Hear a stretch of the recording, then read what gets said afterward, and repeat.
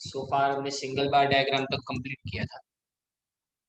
अब यहाँ से हम क्लस्टर्ड बार डायग्राम देख रहे हैं। What is cluster? क्लस्टर यानी ग्रुप। तो यहाँ पे जो बार्स अपने ड्रॉ करेंगे तो इसमें कॉमन वेरिएबल होगा जरूर। कॉमन वेरिएबल है, कॉमन बेस भी है उसका। एक ही बेस यानी एक्स एक्सिस के ऊपर एक ही इंफॉर्मेशन होगी, लेकिन उसको एक से ज्यादा सेक्शन के अंदर अपने डिवाइड किया गया। एंड इसमें एक अकेला बार नहीं मिलेगा, उससे ज्यादा बार हमको मिलेंगे सेम वेरिएबल के। That's why it is cluster bar diagram.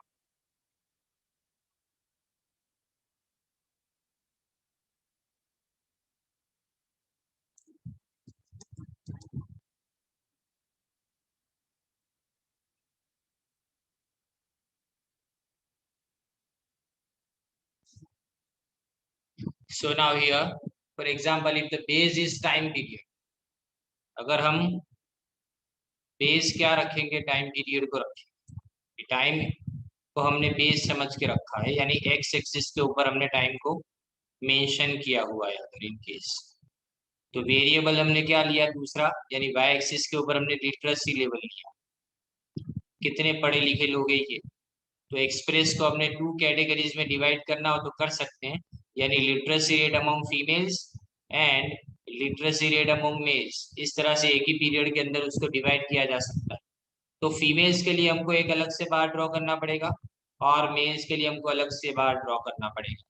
तो इसीलिए दोनों बार को अगर बाजू बाजू में अपने ड्रॉ करते हैं तो वो एक क्लस्टर जैसा लगता है, यानी ग्रुप जैसा लगता है। That's why this type of diagrams are known as cluster diagram. तो यहाँ पे अगर आपको प्रॉपर विजुअल क्रिएट करना हो तो उसको डिफरेंट कलर से अपने क्रिएट करेंगे। जैसे यहाँ पे एक हाइपोथेटिकल एग्जांपल दिया है। हाइपोथेटिकल में कल भी समझा रहा था, जस्ट एन इमेजिनरी एग्जांपल आपको दिया है कि अगर समझो कि मार्केट में चॉकलेट्स की डिमांड है, तो उसमें स्मॉल साइज और मीडियम साइज और लार्ज साइज की चॉकलेट्स की कितनी डिमांड है वो अगर अपने शो करना हो तो we can show this like this. इस तरह से आप क्लस्टर बार डायग्राम के अंदर उसको शो कर सकते हो। देखिए यहाँ पे नीचे मंथ्स लिखे गए हैं और ये साइड के ऊपर सेल्स इन यूनिट है। तो जो सबसे ज्यादा डार्क पोर्शन है वो डार्क पोर्शन को हमने स्मॉल साइज के लिए रिजर्व रखा है। फिर राइट से लेफ्ट साइड डाउनवर्ड जो आता है वो मीडियम साइज के लिए, और लेफ्ट से राइट की तरफ अगर डाउनवर्ड आता है वो लार्ज साइज के लिए। तो तीन अलग अलग क्लस्टर्स यहाँ पे आपके सामने दिख रहे हैं। The first one is about the small one, the second one is about medium and the third one is about large one.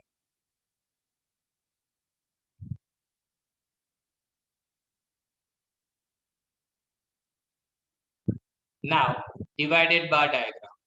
In such A diagram every single value, तो हमने एक मिनट ये पहले ऊपर यहाँ पे हमने क्या सीखा कि हम जब एक ही बेस के ऊपर एक से ज्यादा इंफॉर्मेशन के वेरिएबल्स को कंपेयर करना चाहते हैं we can draw it like this. इस तरह से क्लस्टर में उसको ड्रॉ कर सकते हैं। अब जब हम डिवाइडेड बार डायग्राम की बात करेंगे तो इस डायग्राम के अंदर एक सिंगल वैल्यू वेरिएबल है और उसको हम सब कैटेगरीज के अंदर डिवाइड करते हैं। अलग अलग कैटेगरीज में वो डिवाइड की जाएगी। We get divisions. हम क्या करेंगे, यहाँ पे डिविजन्स मिलेंगे, यानी एक ही बार के ऊपर हम तीन चार डिविजन्स बनाएंगे, तीन चार पांच जितनी वैल्यूज के ऊपर, right, to create proper visual effect. इसमें भी क्या करेंगे, अपने हर डिवीजन को यानी हर हिस्से को, हर पार्ट को हम अलग अलग कलर या तो अलग अलग शेड से हम शो करेंगे, रिप्रेजेंट करेंगे, जिससे सामने वाले को पता चले कि हमने इसको कैसे लिखा हुआ है, कैसे इसको प्रेजेंट किया हुआ है। सी नाउ इसको यहाँ पे अलग अलग बताया गया है। जनवरी, फरवरी, मार्च, अप्रैल, मई, जून, जुलाई, अगस्त, सितंबर, अक्टूबर, नवंबर एंड दिसंबर। इसमें रूरल एरिया के लिए अलग है, अर्बन के लिए और ऑल इंडिया के लिए अलग किया है। तो देखो हमने इसको कैसे शो किया हुआ है, लाइक दिस। जनवरी फरवरी में रूरल एरिया में 30 है, अर्बन एरिया में 40 है। तो 40 अलग से नहीं ड्रॉ करेंगे, विल ड्रॉ। देखो ये कैसे ड्रॉ किया जाता है, लेट मी शो यू। हम क्या करेंगे, सबसे पहले ये टोटल का बार ड्रॉ कर लेंगे, 70 का बार अपने ड्रॉ कर लेंगे। उसमें एक नीचे से यानी जीरो से हम 30 वाला एक ड्रॉ कर लेंगे, तो बाकी का जो बचेगा वो तुम्हारा 40 वाला बचेगा। राइट। सिमिलरली हम 115 का एक बार ड्रॉ कर लेंगे और उसमें 0 से 35 तक अपने ड्रॉ करेंगे, तो बाकी जो बचेगा वो अपना कौन सा होगा, 80। और थर्ड के अंदर जैसे यहाँ लिखा गया है 110 का बार अपने ड्रॉ करेंगे। ऐसे ही बार ड्रॉ करते जाएंगे तो पता चलता जाएगा कि कैसे पूरा डिवाइडेड बार डायग्राम आपका ड्रॉ होता है। नाउ सी, इसको यहाँ पे अपने शो करते हैं। देखो जैसे मैंने बताया, लाइक दैट ओनली, ये पूरा 70 का हमने यहाँ पे जो 70 तक का है वो बार ड्रॉ कर लिया। फिर हमने 0 से इसको 35 तक ड्रॉ किया, ये जो है वो 30 तक ड्रॉ किया, सॉरी। तो सेकेंड वन जो है उसको 115 तक हमने ये ड्रॉ कर दिया है। ये जो आपका बार है वो पूरा कितना है, 115 का है। उसमें से हमने पहले क्या किया, ये 35 वाला पहला डायग्राम ड्रॉ कर लिया। अब शेड करने की भी टेक्निक होती है एक्चुअली, क्या कि टाइम बचाने के लिए हम शेड दो ही करेंगे, एक पूरा व्हाइट रखेंगे और एक लाइट शेड। लाइट शेड का मतलब सिर्फ अपने डॉट्स बना देने या फिर सर्कल्स बना देने। यानी अगर समझो कि आपका इस तरह से, अगर आपने बार ड्रॉ किया है तो इस बार के अंदर आप क्या करोगे, इस तरह से छोटे छोटे सर्कल्स बना दो।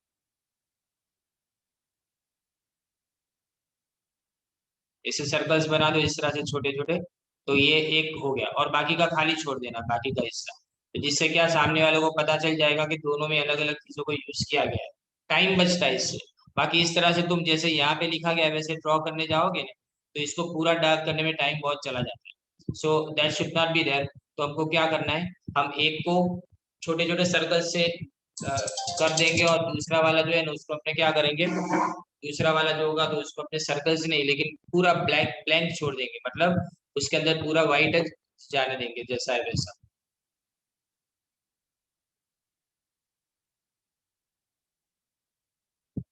ना, ये डिवाइडेड बार डायग्राम हो तो गया। अब सोचो इसमें क्या किया हमने, एक सिंगल बेस के ऊपर एक ही बार ड्रॉ करना है, उसको अलग अलग हिस्सों में डिवाइड कर देना है।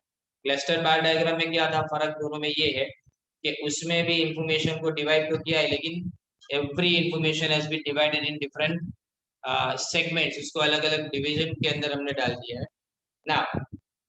अब हम यहाँ पे जो अपना इंपॉर्टेंट क्वेश्चन है वो देखेंगे, the aspects to be considered while drawing a bar diagram. तो बार डायग्राम देखो दो अलग अलग क्वेश्चन है, aspects to be considered while drawing a bar, sorry while drawing a graph और diagram, that is another question, that is another question. Diagram और graph वाला question अलग है, और सिर्फ अकेला बार डायग्राम को ड्रॉ करने के टाइम पे क्या ध्यान में रखा जाना चाहिए वो अलग क्वेश्चन है। दोनों क्वेश्चन में कंफ्यूजन मत करना। अब यहाँ पे the width of the bars does not represent any data, मतलब ये जो विथ है, यानी मतलब ये जो तुमने किया हुआ है, ये विथ है, इसका मतलब कुछ भी नहीं होता है।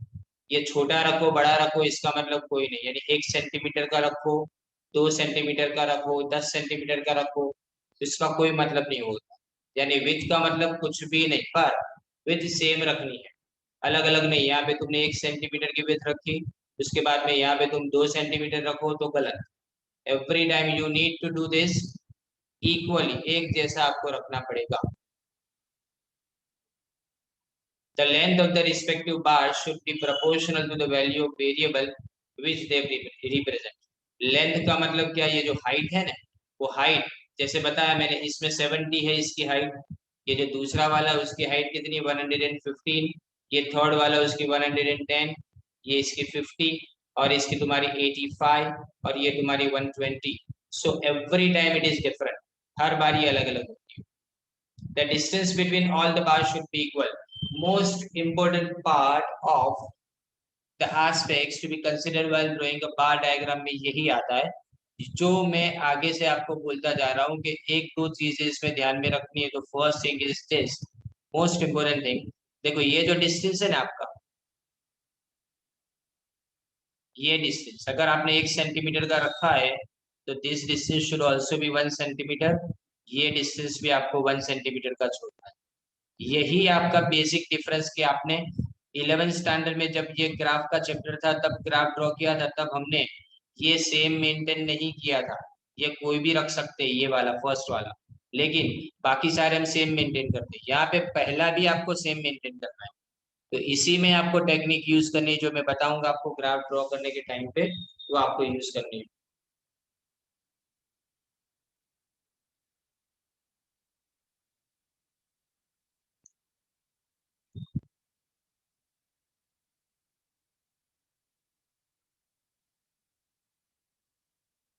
ना, अब यहाँ पे नेक्स्ट देखें।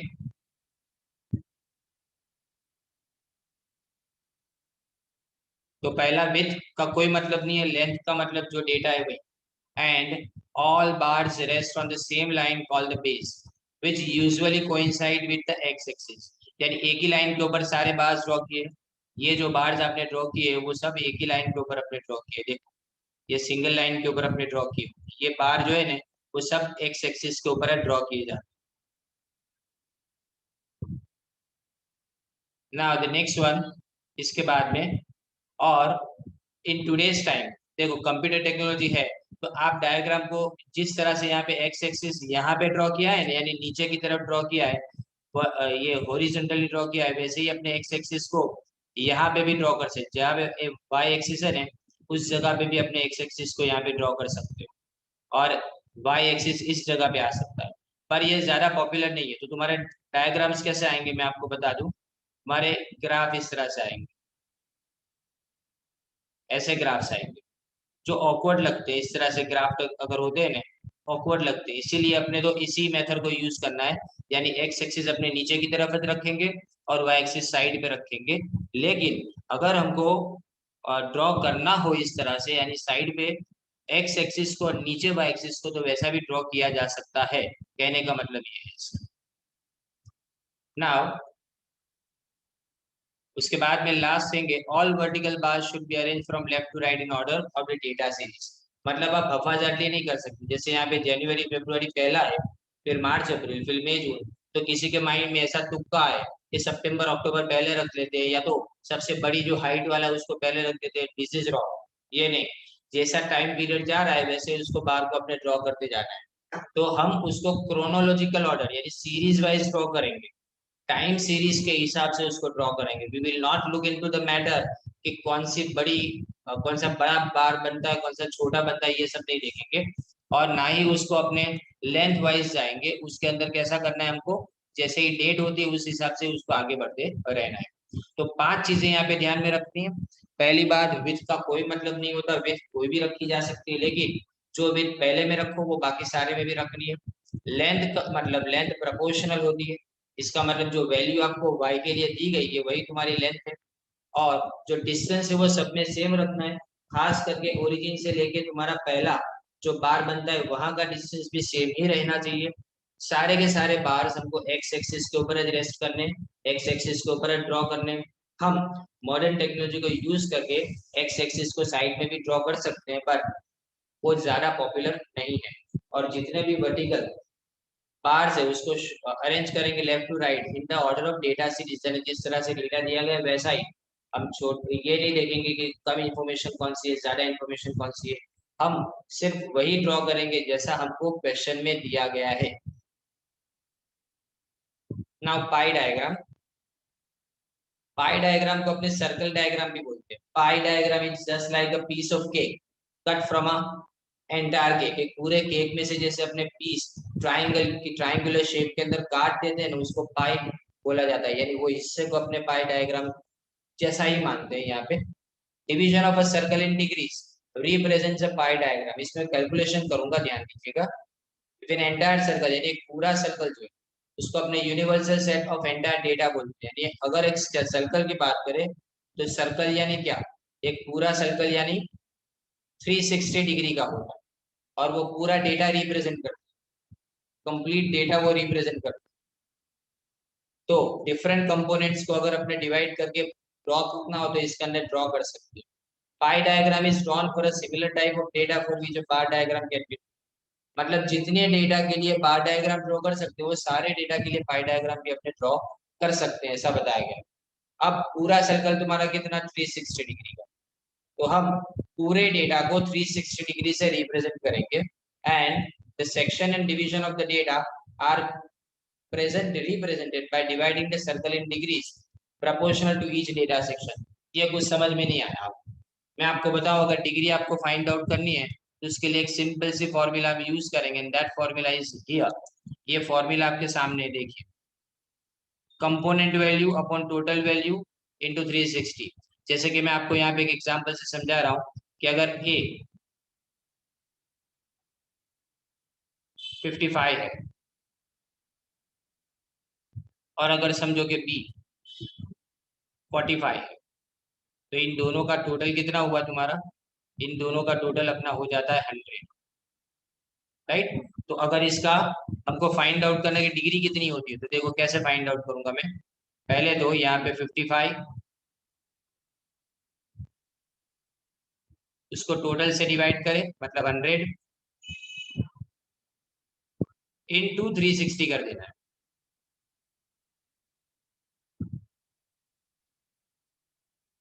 सिमिलरली यहाँ पे अपने करेंगे, ये 45 है, इसको भी मैं डिवाइड करूंगा किससे? 100 से, और इंटू करेंगे अपने कितना? 360। तो ये दो आपके अलग अलग हिस्से हो गए इसके अंदर से। टोटल करना जरूरी है, टोटल है ना, तो हमेशा कहाँ पे आएगा? टोटल वैल्यू, यानी हमेशा आपके डिनोमिनेटर के अंदर आएगा। और जो वैल्यू है आपके सामने, उसको आपको न्यूमरेटर में रखनी है। और मल्टीप्लाई हमेशा किससे किया जाएगा? मल्टीप्लाई हमेशा 360 से किया जाएगा, राइट? इस तरह से हमको, तो इसका जो आंसर आएगा दैट इज योर, देखो इसको अपने कैलकुलेट करके देखते हैं।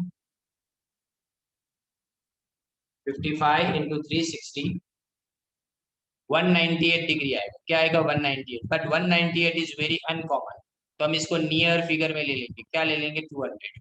We can take this 200। And अब सोचो, दो ही इंफॉर्मेशन है, टोटल 360 है, 200 ले चुके हैं, तो बचा कितना? ओनली 160। याद रखना है कि इन दोनों का जो टोटल है ना, वो तुम्हारा 360 होना जरूरी है, राइट? और पता है आपको ड्रॉ कैसे करना है? 200 तो आपके प्रोट्रैक्टर के ऊपर होता ही नहीं है, प्रोट्रैक्टर आपका 180 डिग्री का होता है। तो जो छोटा है ना, उसी से ड्रॉ करना शुरू करो, यानी 160 को ड्रॉ कर लो, और जो बचा वो तुम्हारा 200। दैट्स, क्या करेंगे हम? 160 को ड्रॉ कर लेंगे और बाकी का हिस्सा छोड़ देंगे। छोड़ देना मतलब टोटल अगर सर्कल 360 का हो, तो अगर मैं 160 ड्रॉ कर देता हूँ तो बचा हुआ हिस्सा तुम्हारा कितने का होगा? ऑब्वियसली 200 का ही होगा ना, लाइक दिस। अब देखो, इसको यहाँ पे एक एग्जाम्पल से बताया गया है, जैसे मैंने समझाया वैसे ही, पर इन लोगों ने ना थोड़ा कॉम्प्लिकेटेड बनाया है, तो मैं यहाँ पे अलग से फॉर्मूला लिखता हूँ आपके लिए। देखो, यहाँ पे अपने कंपोनेंट वैल्यू कितनी है? 20। फर्स्ट की बात करें, जो फर्स्ट की बात करें, यहाँ पे कंपोनेंट वैल्यू है 20। हम 20 को किससे डिवाइड करेंगे? 100 से डिवाइड करें, और बाद में इसको मल्टीप्लाई कर देंगे अपने 360 से। सब में ऐसा करना है, इसको भी 100 से डिवाइड करेंगे और बाद में अपने मल्टीप्लाई कर देंगे किससे? 360 से। आंसर तुम्हारा सेम आ जाएगा, सब में जैसा करते जाओ। 20 डिवाइडेड बाई ये टोटल वैल्यू, ये जो लास्ट में टोटल वैल्यू लिखी है उससे डिवाइड करेंगे, और इसको मल्टीप्लाई कर देंगे किससे? 360 से उसको मल्टीप्लाई कर देंगे। So finally will get this answer. अब सोचो, यहाँ पे तुम्हारे पास कितना है? 72। तो यू कैन टेक इट 70। यहाँ पे 18 है तो इसको 20 लिख सकते हैं नियरेस्ट जीरो में। यहाँ पे कितना है आपके लिए? 108। तो 108 को 110, 108 को 110, यानी ये 54 लिखा हुआ है, इसको अपने 50 लिख सकते हैं। पर टोटल लास्ट में याद रखना है, ऑलवेज शुड बी 360 डिग्री। इन सबका टोटल, नई फिगर्स को भी अगर हमने लिखा, 72 की जगह पे 70, 18 की जगह पे 20, 108 की जगह पे 110, और 54 की जगह पे अगर हमने 50 को लिखा, तो भी फाइनली टोटल तुम्हारा 360 डिग्री होना चाहिए। जब तक तुम इसका टोटल ना करो तब तक सर्कल आपको ड्रॉ करना ही नहीं है। But as I told you before also, this was never asked in your examination। जब से नई पेपर स्टाइल आई है, पहले पूछा जाता था commonly, but it is not written के पूछा ही नहीं जाएगा। It can be asked. तो इसकी प्रैक्टिस अपने करेंगे कुछ एग्जाम्पल से।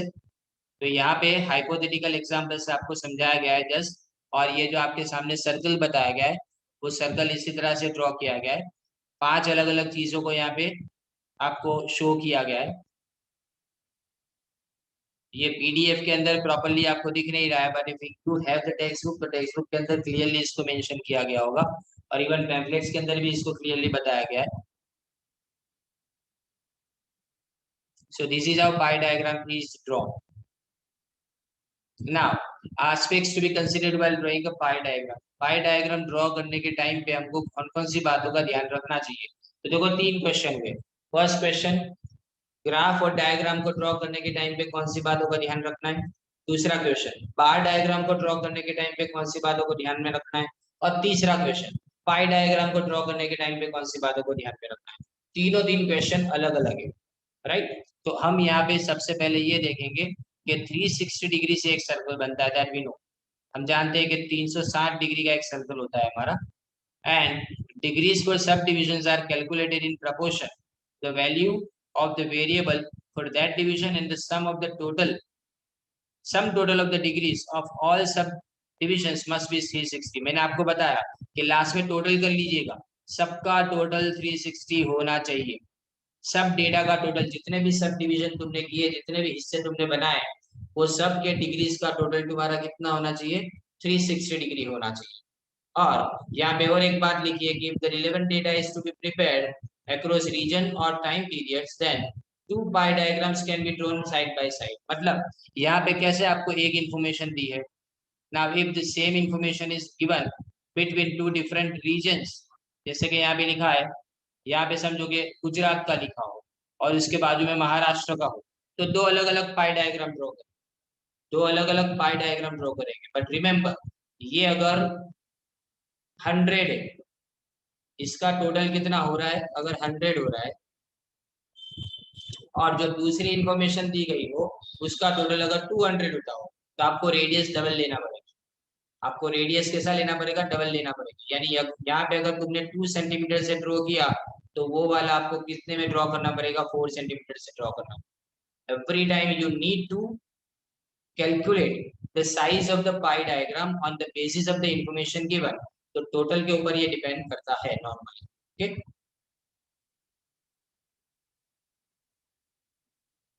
तो ये सेकंड. एंड इफ द यहाँ पे लिखा है, ये देखो मैंने जो बताया वो, कि अगर लार्जर टोटल वैल्यू है तो बिगर डायमेंशन का सर्कल ड्रॉ करो, और छोटी वैल्यूज है तो उसके लिए छोटा सर्कल अपने ड्रॉ करो.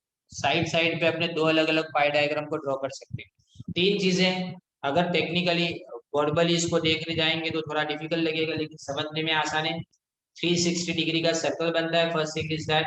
सेकंड थिंग, यानी टोटल कंपोनेंट की जितनी भी डिग्रीज आपने बनाई, सब डिवीजन जितना भी किया, उन सबका टोटल लास्ट में 360 डिग्री होना चाहिए. और अगर आपको दो अलग अलग इंफॉर्मेशन दी हो, दो अलग अलग रीजन्स के बारे में, दो अलग अलग टाइम पीरियड के बारे में, तो every time you need to draw 2 different pie diagrams. दो इंफॉर्मेशन तो दो, 3 दिया हो तो 3.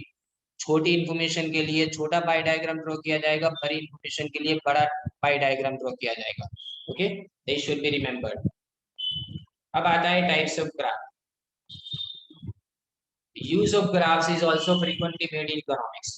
Statistics classifies groups as under. इसमें से कोई भी सिलेबस में नहीं है सिवाय के पहला, टाइम सीरीज ग्राफ. बट आपको टाइप्स पूछे जा सकते हैं. पहला लिखा है टाइम सीरीज ग्राफ. दूसरा लिखा है कंटिन्यूअस फ्रीक्वेंसी डिस्ट्रीब्यूशन, जो लास्ट ईयर आपने स्टैटिस्टिक्स में सीखा था, that was histogram. Frequency polygon, frequency curve and cumulative frequency polygon. ये चीजें जो चारों चार आपके सामने दिख रही है ना, वो सब आप 11th स्टैंडर्ड में स्टैटिस्टिक्स में सीख चुके हो. एंड जो मोस्ट इंपोर्टेंट पार्ट है इसके अंदर, जो आपके सिलेबस में ही नहीं है, कभी भी होगा ही नहीं, ये है आपका लोगरिथमिक ग्राफ. ये टेक्निकल होता है और ये कंप्यूटर की हेल्प से अपने ड्रॉ कर सकते हैं.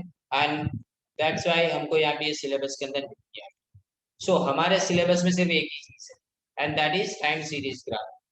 In a trade cycle or in cycles of economic activities, short term and long term, regular और irregular, जिसको erratic changes बोलते हैं, वो ऑब्जर्व किए जाते हैं. इसके ट्रेंड्स अपने को दिखाने हैं. So when we want to show the trends, तो इसको अपने क्या बोलते हैं?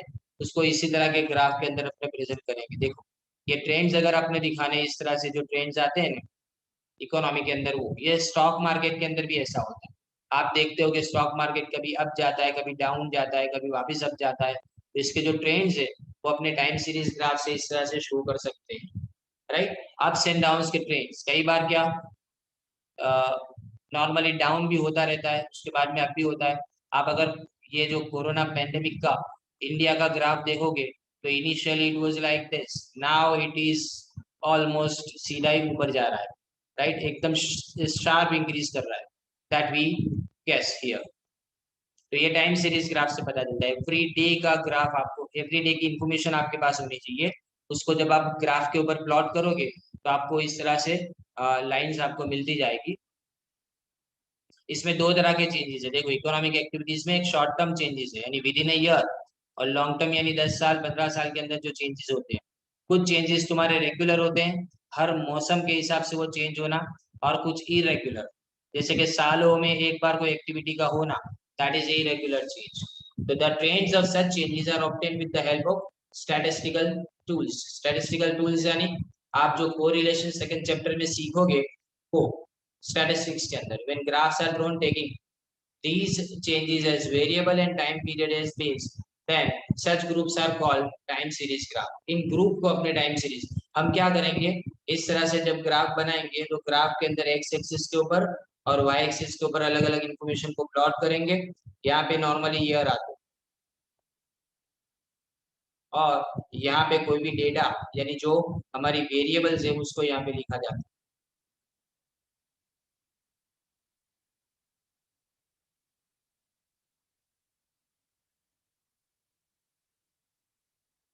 और इन दोनों को जब लिख दो इसके बाद में हम वन बाय वन डेटा को प्लॉट करते जाएंगे, और इसको ज्वाइन करने के बाद whatever we get that is our time series graph. ये इसको टाइम सीरीज ग्राफ बोला जाता है। जैसे एक कोशिश की है मैंने आपको ड्रॉ करके दिखाने की, ऐसे टाइम सीरीज ग्राफ आपकी टेक्स्ट बुक के अंदर बहुत सारे हैं, मैं आपको वन और टू दिखा रहा हूँ।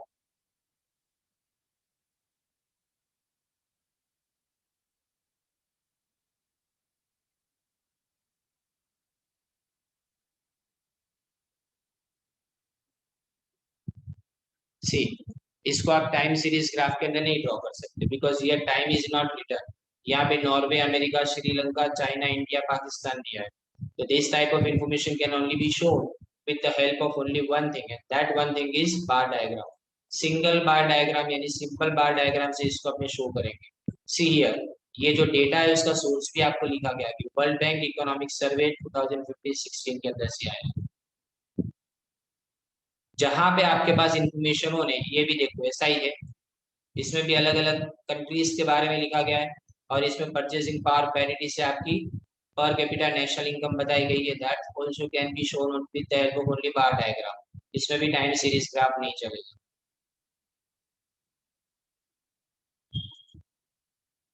There are many information, just give me a moment.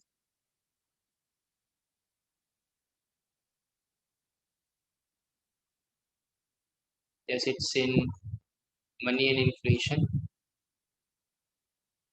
Banking में भी है, बैंकिंग वाला देखते हैं।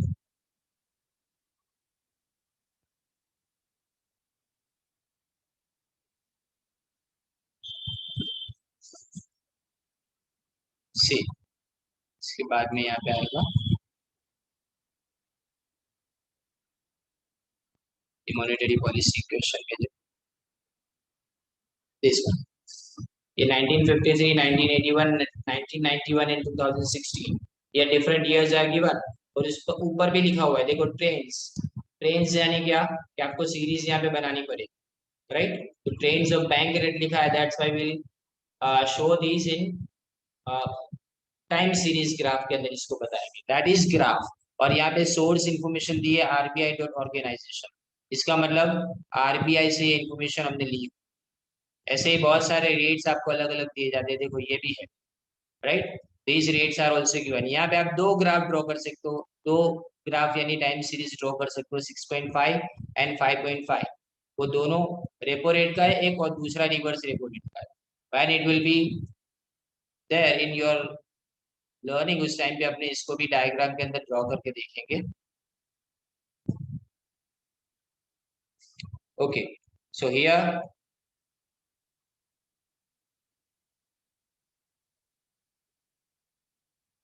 टाइम सीरीज ग्राफ देखो ये आता होगा। अब ये देखो, use of technology in the study of economic, that would be your last lecture tomorrow.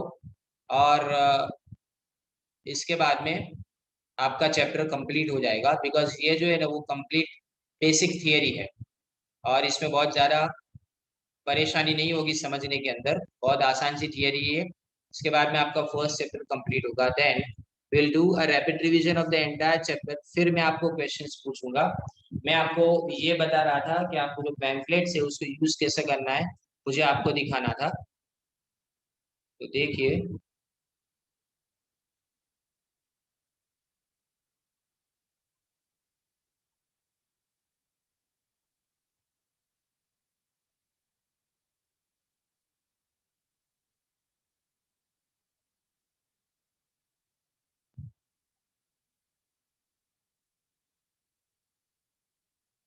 Okay, सी, आपके सामने वो पैम्फलेट्स है जो मैंने आपको दिए हैं।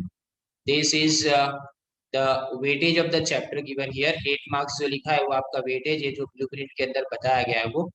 एंड देन मैंने यहाँ पे कौन सा क्वेश्चन कितने मार्क्स के लिए पूछा जा सकता है उसके बारे में लिखा हुआ है, और जो पूछे गए हैं क्वेश्चन वो भी ब्रैकेट में यहाँ पे लिखे हुए। नॉर्मली क्या कि पीपल आस्क मी कि हर तरह के क्वेश्चन को अलग से एक्सप्लेन क्यों नहीं किया है। क्यूसी यानी क्वेश्चन कवर्ड होता है, या जो क्यूसी लिखा हुआ है उसका मतलब होता है क्वेश्चन कवर्ड, यानी इसी क्वेश्चन में कितने क्वेश्चन कवर होते हैं। I wanted to release the burden of the students, कि ऐसा ना लगे कि इतना बड़ा पैम्फलेट आपको दे दिया है। 12 पेजेस के पैम्फलेट के अंदर all the time type of information has been provided to you. हाँ, आप अगर क्लास रेगुलरली अटेंड करोगे तो समझ में आता जाएगा कि इसको रीड कैसे करना है। अदरवाइज क्या कि आप इसको ऐसे ही लेके बैठोगे तो आपको शायद ऐसा लगेगा कि इसमें कौन सा आंसर कहाँ पे मिलेगा। जब अपना चैप्टर कंप्लीट होगा, यानी कल अपना चैप्टर कंप्लीट हो जाएगा, so on Thursday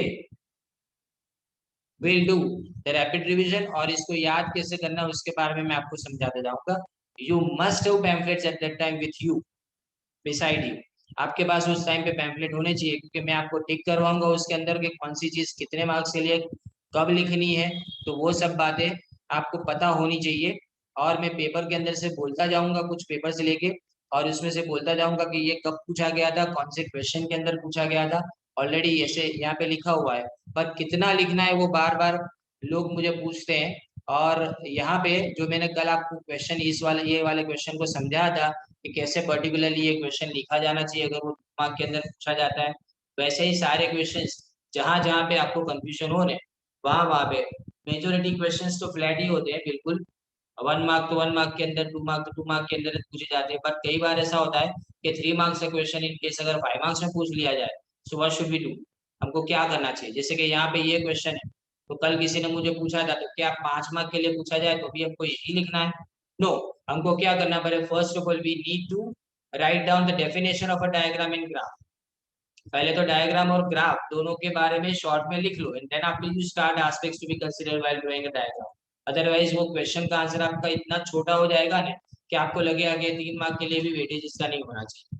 so every time जब कभी भी आपके सामने कोई भी ऐसा डायलेमा आता है, तो एट दैट टाइम आपको यहाँ पे कंफ्यूजन को दूर करने के लिए पैम्फलेट के अंदर जब भी मैं आपको बताऊं उसको टिक मार्क करते रहना पड़ेगा।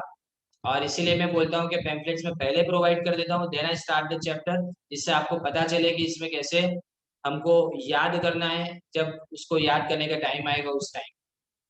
ओके, तो आज अपने ये लेक्चर को एंड करते हैं। Tomorrow I will be at आज